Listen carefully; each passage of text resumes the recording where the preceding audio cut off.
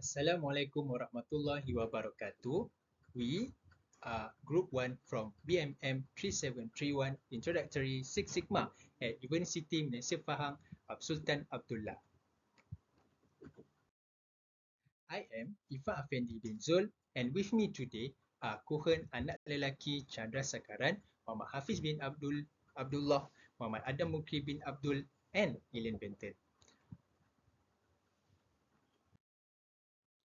Our project, Reducing Post-Harvest Losses in Fruit and Vegetable Supply Chains, applies a defined measure phases of Six Sigma DMAIC methodology to tackle a critical sustainable challenge directly aligned with United Nations Sustainable Development Goal 2, which is Zero Hunger.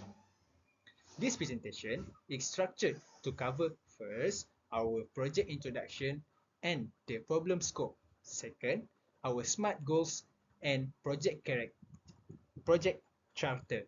Third, how we translate customer needs into measurable metrics into a CTQ3. Fourth, a root cause analysis through cause and effect metric. And the last one is the risk assessment using FMEA. And finally, a comprehensive impact evaluation across all 6 dimensions outlined in the assessment rubric. Next, I'm going to pass to KUHAN.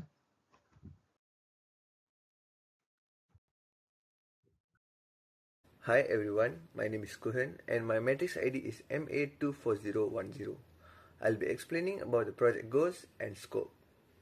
Post-harvest losses in our regional fruit and vegetable supply chains are currently at 35%, a staggering figure that represents not just economic waste but lost nutrition, squandered resources and missed opportunities to combat hunger.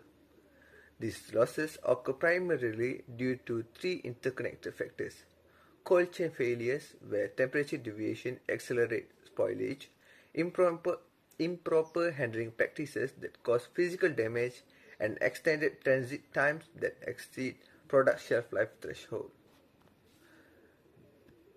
Our project employs the systematic Six Sigma DMAIC framework to address these issues, specifically focusing on the define and measure phase to establish clear baselines and identify critical improvement areas. This work directly supports SDG 2, which aims to end hunger, achieve food security, improve nutrition, and promote sustainable agriculture by 2030. We have established 5 specific measurable, achievement, relevant, and time-bound goals. First, reduce the post-harvest loss percentage from 35% to 25% within 12 months. Second, cut quality rejection rate at distribution centers by 30% within 9 months. Third, decrease average transit time by 20% within 6 months. Fourth, achieve over 90% temperature compliance during transport. And fifth, reduce financial losses by 25%. Our project scope is deliberately focused on the operational segment from farm gate to retail distribution center, excluding pre-harvest practices, and consume waste to maintain analytical precision where direct process improvement can yield the most significant impact. Thank you to KUHAN for the presentation. Now, I am Muhammad HAFIZ bin ABDULLAH. My metric number is MA24041. And now, I will explain about the CTQ3 and the root cause analysis. To ensure our technical improvement directly serve broader societal needs, we develop this critical to quality 3, starting with the ultimate objective: reliable, nutritious, and sustainable food access. From the SDG 2, we broke this down into 5 key dimensions: availability, quality, timeliness, affordability, and sustainability. For the availability, we measure post-harvest loss percentage. For quality, we track rejection rate at the distribution center. Timeliness is quantified through average harvest to market time. Affordability connects to the cost of the losses in the Malaysian ringgit per month, and the sustainability linked to the volume of the waste produced in the kilogram. This structured approach ensure every percentage point improvement in the loss reduction translate directly to enhanced food access and the resource efficiency. Our root cause analysis employ cause and effect metric to the scientifical prioritize which input factor have the greatest impact on our critical output. We evaluate 7 variables on the 9-point scale, with 9 representing maximum impacts.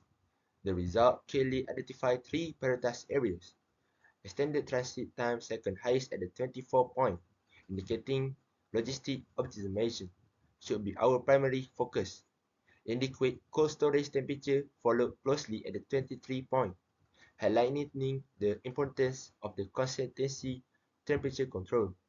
For handling and the packing, batteries start with the suboptimal packaging at the 20 point each, showing that the procedural improvement this area will yield significant benefits. This metric gives a data-driven roadmap. We must first address transit inefficiency, then strengthen cold chain integrity, while simultaneously improving handling protocol and packaging design. And that's all for me. I will pass the next part to Adam. Thank you. Thank you, Hafiz, for the explanation and presentation. So now it's my turn. My name is Muhammad MUQRI bin Abdul, and my metric number will be MA24060. So I'm going to explain to you about risk assessment, which is failure mode and effect analysis, or FMEA. So building on our root cause analysis, we've conducted failure mode and effect analysis to systematically identify and prioritize process risk. So it is evaluated into 3 dimensions, which it will be, the first one will be severity of impact, likelihood of occurrence, and ease of detection, each rated on a 10-point scale. The 3 failure modes emerge as high risk priorities: rough handling or dropping, scored around RPN of 320. RPN stands for risk priority number, indicating frequent incidents with significant quality impact. Second one will be inadequate packaging ventilation, followed at 294 RPM, causing condensation and mold growth. Last but not least, delay in initial pre-cooling accelerates decay throughout the supply chain. So for each high-risk failure, we've proposed around 3 mitigation strategies. For handling issues, we recommend structured training programs, conveyor systems with padded surfaces, and standardized operating procedures. For packaging deficiencies, we suggest redesign with breathable liners and improved ventilation patterns. For pre-cooling delays, we advocate mobile cooling unit at farms to rapidly remove field heat. So from a societal impact perspective, the current 35% loss rates creates multiple negative consequences. The first one would be reduced food access, particularly among vulnerable communities, increased malnutrition, especially among children, and threatened livelihoods for farmers who loses incomes from spoilage. So our solution is directly addresses these challenges. So reducing losses to 25% means 10% more food becomes available without requiring additional production inputs. This also improves nutrition outcomes, strengthen farmers' economic stability, and promote inclusive growth in rural areas. This impact aligns precisely with SDG 2 targets in our report 2.1 on ending hunger and 2.3 on doubling smallholder productivity and incomes. Next one, I will pass to Ilan. Thank you very much. That is all from me. Thank you, Adam. Hi, my name is Ilan MA24054. So today we're going to talk about the economic sustainability. So economically, the current 35% loss represent Malaysian ringgit 250 per ton in wasted value across the supply chain. Our 25% reduction target would save 62.5 Malaysian ringgit per ton, improving profitability for farmers, distributors, and retailers, while potentially stabilizing consumer prices through more consistent supply. Simultaneously, we address sustainability through resource conservation. Each ton saved preserves approximately 1,000 liters of virtual water, reduces unnecessary land use, and decreases the carbon footprint from both production and disposal. We estimate a 15% reduction in greenhouse gas emission through more efficient operation. So moving on to the health, safety and legal. From health and safety perspective, temperature control improvement reduce microbial growth risk, directly addressing food safety concern. Better handling protocol decrease work injuries currently estimated at 18% annually among agriculture workers. Ergonomic equipment and proper training further enhance workplace safety. Legally, our project supports compliance with Malaysian Food Act 1983 and International Codex Alimentarius standards. Enhanced process control, documentation, and monitoring system help supply chain actors meet regulatory requirements while building consumer trust and market access. So for the environmental impact, environmentally reducing food waste decreases methane emission from landfills. Methane being 25 times more potent than carbon dioxide as a greenhouse gas, we target 30% reduction in organic waste to landfill and 15% decrease in supply chain carbon emission. This environmental benefit align with SDG 13 on climate action and SDG 12 on responsible consumption, supporting the transition towards a circular food system where resources are conserved and waste is minimized. That's all from me. Thank you. I'll pass down to Fendi. Thank you, Ilan.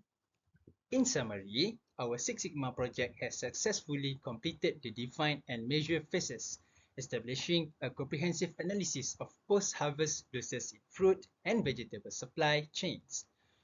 We have quantified the 35% loss baseline, identified critical root causes through data-driven tools, assessed risk systematically, and evaluated multidimensional impacts across all rubric criteria.